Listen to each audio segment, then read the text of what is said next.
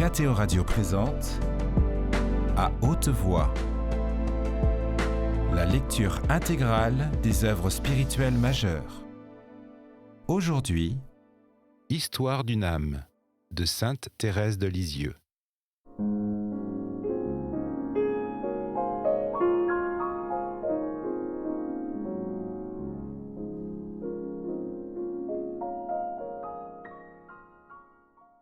C'était sans effort que les mourantes passaient à une vie meilleure. Aussitôt après leur mort, une expression de joie et de paix se répandait sur leurs traits. On aurait dit un doux sommeil. C'en était bien un, véritablement, puisqu'après que la figure de ce monde aura passé, elles se réveilleront pour jouir éternellement des délices réservées aux élus. Tout le temps que la communauté fut ainsi éprouvée, je pus avoir l'ineffable consolation de faire tous les jours la Sainte Communion. Ah, que c'était doux!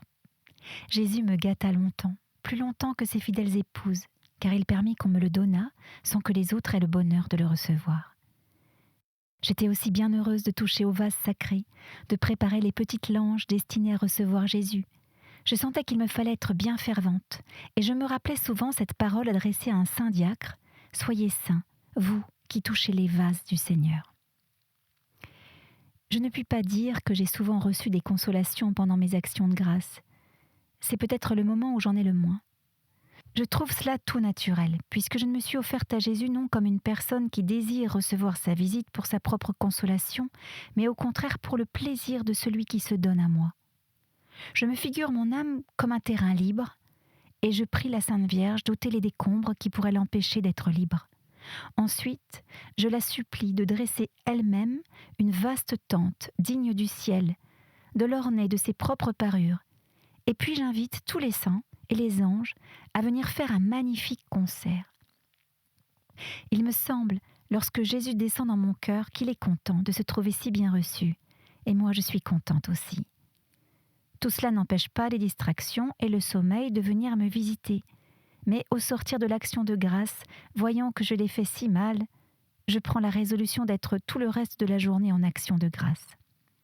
Vous voyez, ma mère chérie, que je suis loin d'être conduite par la voie de la crainte. Je sais toujours trouver le moyen d'être heureuse et de profiter de mes misères. Sans doute cela ne déplaît pas à Jésus, car il semble m'encourager dans ce chemin. Un jour, contrairement à mon habitude, j'étais un peu troublée en allant à la communion.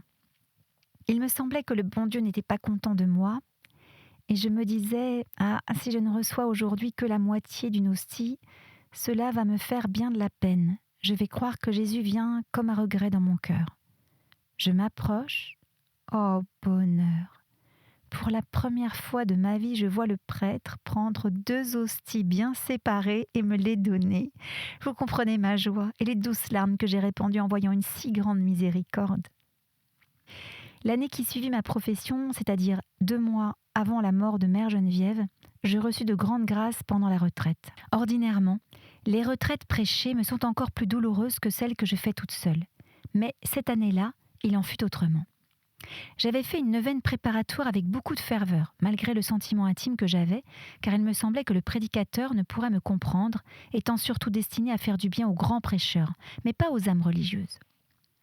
Le bon Dieu, voulant me montrer que c'était lui le seul directeur de mon âme, se servit justement de ce Père qui ne fut apprécié que de moi. J'avais alors de grandes épreuves intérieures de toutes sortes, jusqu'à me demander parfois s'il y avait un ciel.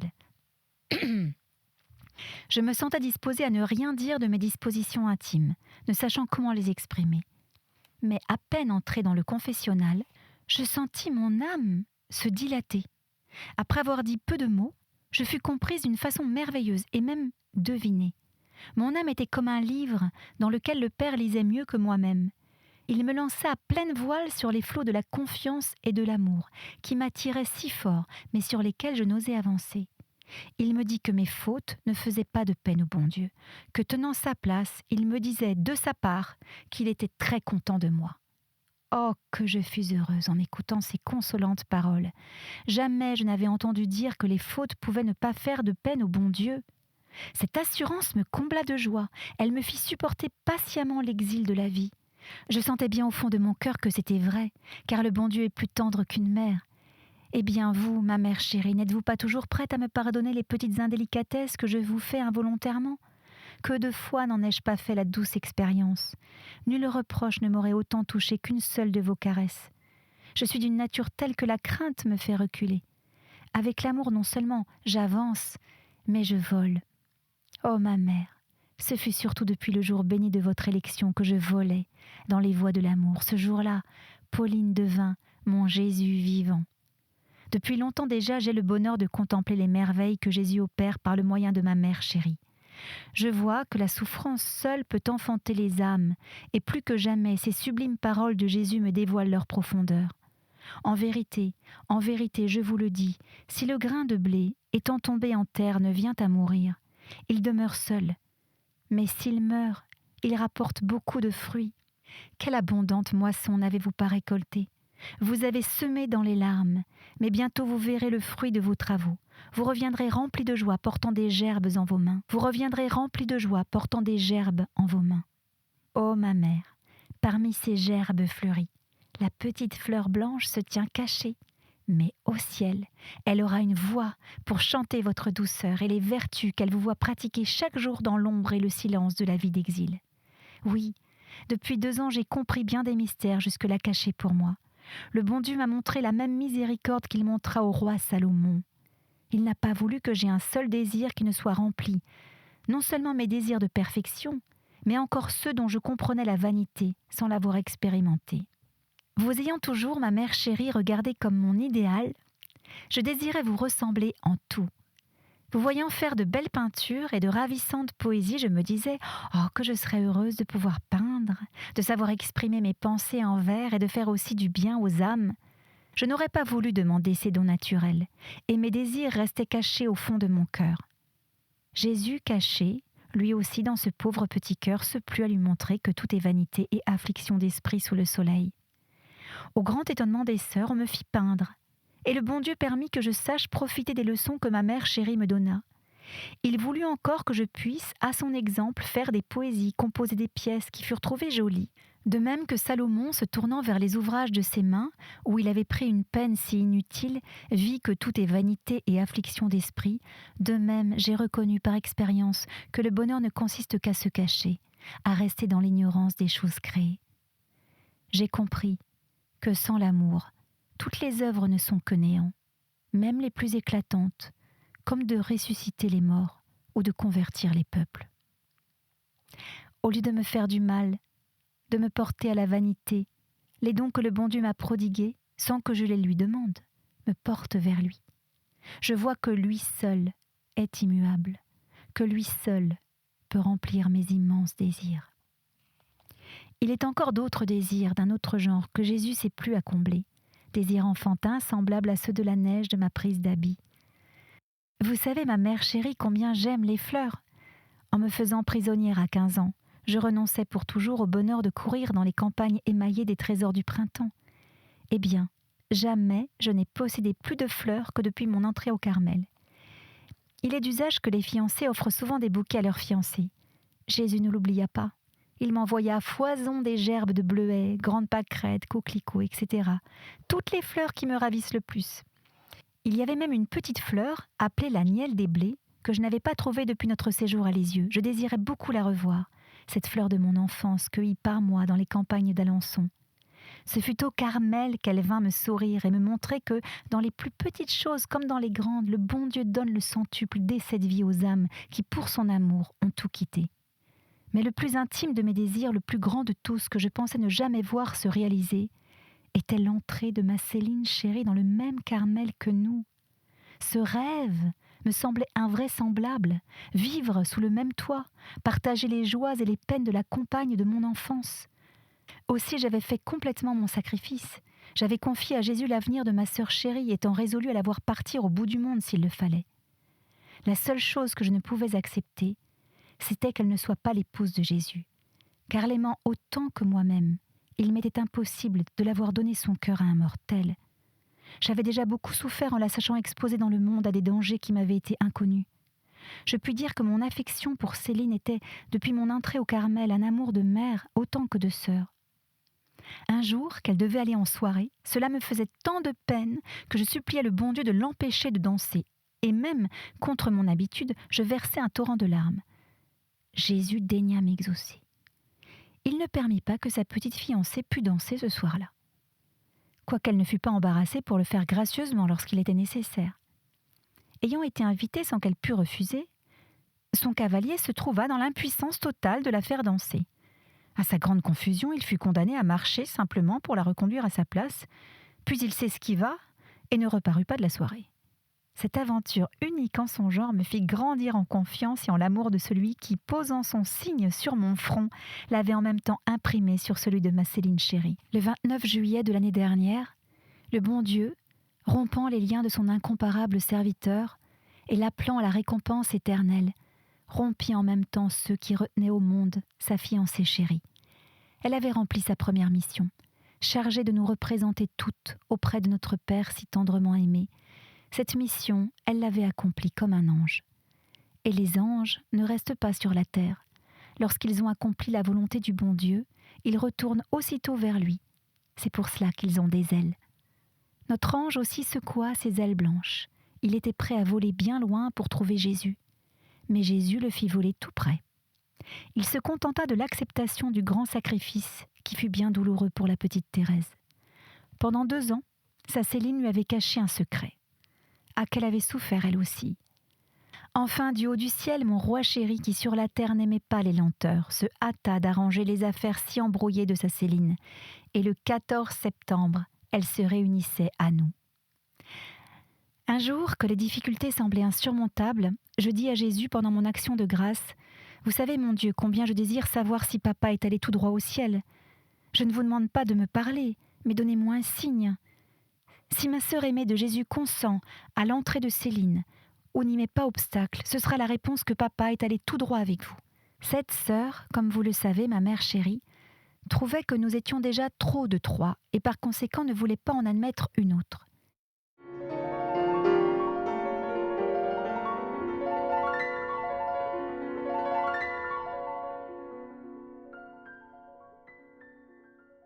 Mais le bon Dieu, qui tient en sa main le cœur des créatures et l'incline comme il veut, changea les dispositions de la sœur.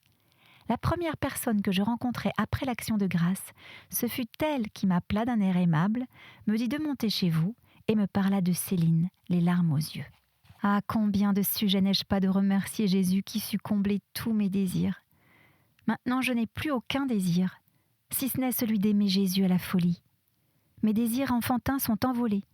Sans doute j'aime encore à parer de fleurs l'autel du petit Jésus, mais depuis qu'il m'a donné la fleur que je désirais, ma Céline chérie, je n'en désire plus d'autre. C'est elle que je lui offre, comme mon plus ravissant bouquet.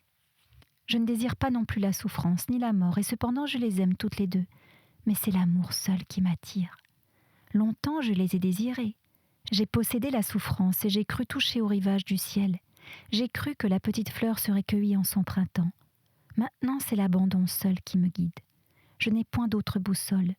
Je ne puis plus rien demander avec ardeur, excepté l'accomplissement parfait de la volonté du bon Dieu sur mon âme, sans que les créatures puissent y mettre obstacle. Je puis dire ces paroles du cantique spirituel de notre Père Saint Jean de la Croix. Dans le cellier intérieur de mon bien-aimé, j'ai bu, et quand je suis sortie, dans toute cette plaine, je ne connaissais plus rien, et je perdis le troupeau que je suivais auparavant. Mon âme s'est employée avec toutes ses ressources à son service. Je ne garde plus de troupeau, je n'ai plus d'autre office, parce que maintenant, tout mon exercice est d'aimer.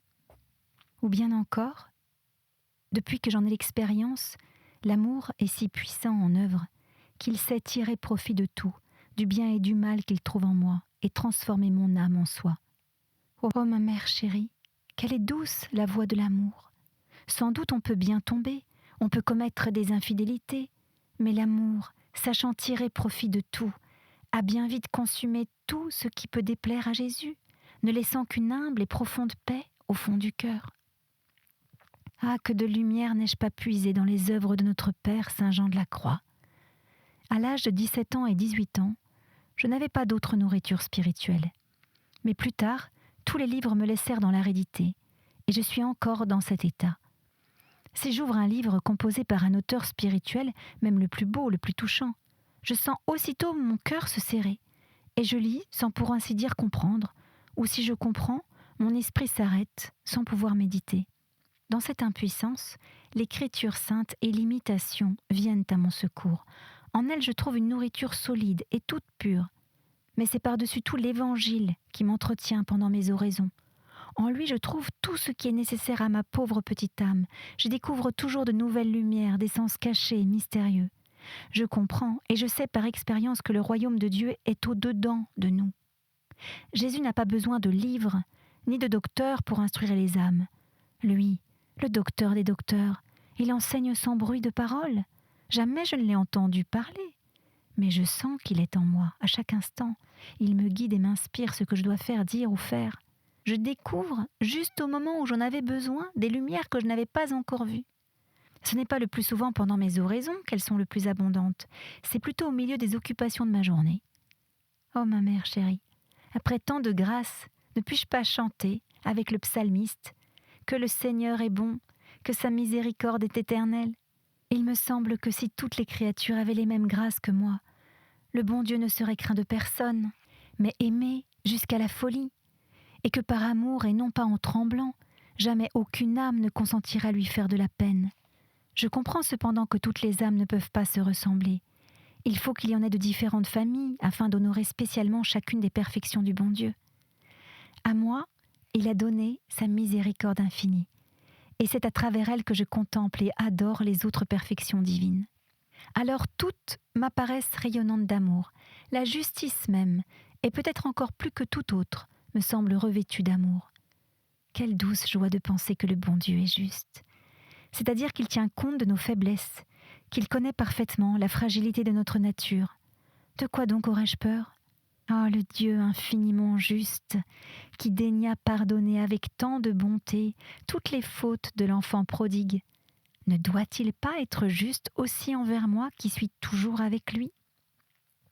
Cette année, le 9 juin, fête de la Sainte Trinité, j'ai reçu la grâce de comprendre plus que jamais combien Jésus désire être aimé. Je pensais aux âmes qui s'offrent comme victimes à la justice de Dieu afin de détourner et d'attirer sur elles les châtiments réservés aux coupables. Cette offrande me semblait grande et généreuse, mais j'étais loin de me sentir portée à la faire. « Oh mon Dieu » m'écriai-je au fond de mon cœur, « n'y aura-t-il que votre justice qui recevra des âmes s'immolant en victimes ? Votre amour miséricordieux n'en a-t-il pas besoin lui aussi ? De toutes parts il est méconnu, rejeté. Les cœurs auxquels vous désirez le prodiguer se tournent vers les créatures, leur demandant le bonheur avec leur misérable affection, au lieu de se jeter dans vos bras et d'accepter votre amour infini. Oh mon Dieu, votre amour méprisé va-t-il rester en votre cœur ? Il me semble que si vous trouviez des âmes s'offrant en victimes d'holocauste à votre amour, vous les consumeriez rapidement. Il me semble que vous seriez heureux de ne point comprimer les flots d'infinie tendresse qui sont en vous. Si votre justice aime à se décharger, elle qui ne s'étend que sur la terre, combien plus votre amour miséricordieux désire-t-il embraser les âmes, puisque votre miséricorde s'élève jusqu'aux cieux. Oh mon Jésus, que ce soit moi, cette heureuse victime. Consumez votre holocauste par le feu de votre divin amour. Ma mère chérie, vous qui m'avez permis de m'offrir ainsi au bon Dieu, vous savez les fleuves, ou plutôt les océans de grâce qui sont venus inonder mon âme. Ah, depuis cet heureux jour, il me semble que l'amour me pénètre et m'environne. Il me semble qu'à chaque instant, cet amour miséricordieux me renouvelle, purifie mon âme et n'y laisse aucune trace de péché. Aussi je ne puis craindre le purgatoire. Je sais que par moi-même, je ne mériterais pas même d'entrer dans ce lieu d'expiation, puisque les âmes saintes peuvent seules y avoir accès. Mais je sais que le feu de l'amour est plus sanctifiant que celui du purgatoire. Je sais que par moi-même, je ne mériterais pas même d'entrer dans ce lieu d'expiation, puisque les âmes saintes peuvent seules y avoir accès. Mais je sais que le feu de l'amour est plus sanctifiant que celui du purgatoire. Je sais que Jésus ne peut désirer pour nous de souffrances inutiles et qu'il ne m'inspirerait pas les désirs que je ressens s'il ne voulait les combler. Oh, qu'elle est douce, la voix de l'amour! Comme je veux m'appliquer à faire toujours avec le plus grand abandon la volonté du bon Dieu. Voilà, ma mère chérie, tout ce que je puis vous dire de la vie de votre petite Thérèse. Vous connaissez bien mieux par vous-même ce qu'elle est et ce que Jésus a fait pour elle. Ainsi vous me pardonnerez d'avoir beaucoup abrégé l'histoire de ma vie religieuse. Comment s'achèvera-t-elle, cette histoire d'une petite fleur blanche ? Peut-être la petite fleur sera-t-elle cueillie dans sa fraîcheur, ou bien transplantée sur d'autres rivages, je l'ignore, mais ce dont je suis certaine, c'est que la miséricorde du bon Dieu l'accompagnera toujours, c'est que jamais elle ne cessera de bénir la mère chérie qu'il a donnée à Jésus. Éternellement, elle se réjouira d'être une des fleurs de sa couronne. Éternellement, elle chantera avec cette mère chérie le cantique toujours nouveau de l'amour. Offrande de moi-même comme victime d'holocauste à l'amour miséricordieux du bon Dieu. Ô mon Dieu, Trinité bienheureuse, je désire vous aimer et vous faire aimer.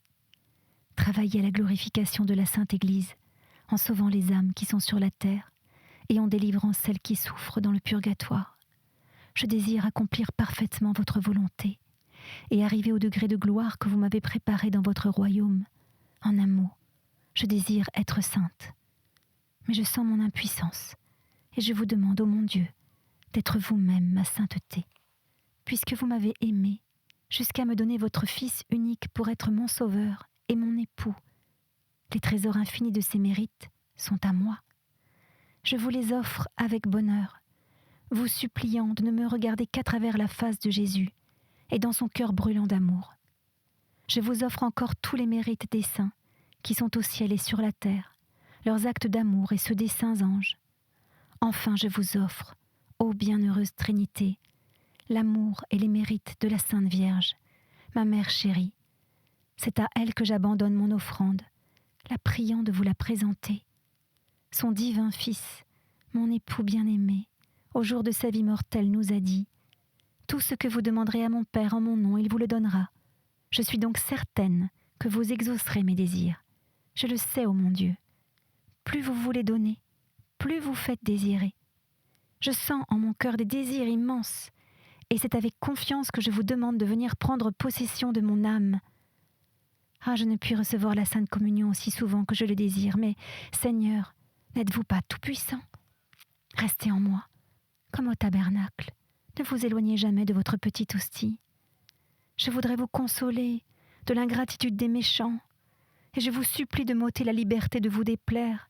Si par faiblesse je tombe quelquefois, qu'aussitôt votre divin regard purifie mon âme, consumant toutes mes imperfections, comme le feu qui transforme toute chose en lui-même. Je vous remercie, ô mon Dieu, de toutes les grâces que vous m'avez accordées, en particulier de m'avoir fait passer par le creuset de la souffrance. C'est avec joie que je vous contemplerai au dernier jour, portant le sceptre de la croix, puisque vous avez daigné me donner en partage cette croix si précieuse. J'espère au ciel vous ressembler et voir briller sur mon corps glorifié les sacrés stigmates de votre passion. Après l'exil de la terre, j'espère aller jouir de vous dans la patrie. Mais je ne veux pas amasser de mérite pour le ciel. Je veux travailler pour votre seul amour, dans l'unique but de vous faire plaisir, de consoler votre cœur sacré et de sauver des âmes qui vous aimeront éternellement.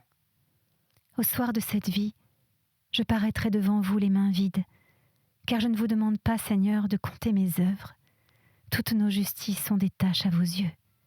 Je veux donc me revêtir de votre propre justice et recevoir de votre amour la possession éternelle de vous-même. Je ne veux point d'autre trône et d'autre couronne que vous, ô mon bien-aimé. À vos yeux, le temps n'est rien. Un seul jour est comme 1000 ans. Vous pouvez donc en un instant me préparer à paraître devant vous. Afin de vivre dans un acte de parfait amour, je m'offre comme victime d'holocauste à votre amour miséricordieux, vous suppliant de me consumer sans cesse, laissant déborder en mon âme les flots de tendresse infinie qui sont renfermés en vous, et qu'ainsi je devienne martyr de votre amour, que ce martyr, après m'avoir préparé à paraître devant vous, me fasse enfin mourir, et que mon âme s'élance sans retard dans l'éternel embrasement de votre miséricordieux amour. Je veux, ô mon bien-aimé, à chaque battement de mon cœur vous renouveler cette offrande, un nombre infini de fois, jusqu'à ce que les ombres, s'étant évanouies, je puisse vous redire mon amour dans un face-à-face éternel. Marie, Françoise, Thérèse de l'Enfant Jésus et de la Sainte Face. C'était À Haute Voix, une émission de KTO Radio. Aujourd'hui, Histoire d'une âme. Lecture, Erhard von Meyer. Captation et réalisation, Gustave Schlicht et Thibaut Dagalier. Une émission disponible en podcast sur ktoradio.com ou sur l'application KTO Radio.